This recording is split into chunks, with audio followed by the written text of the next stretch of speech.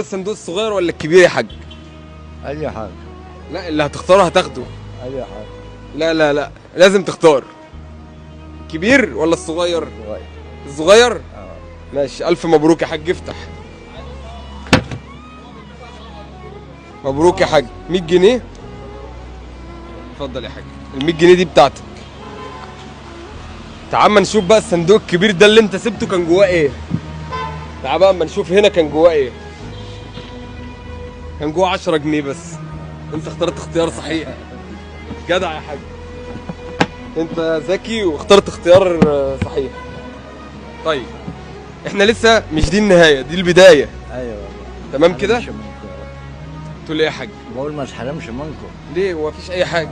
احنا جاي لك صدفة يعني. تحب بقى تخلي معاك ال 100 جنيه ولا تاخد الصندوق الجديد ده؟ يعني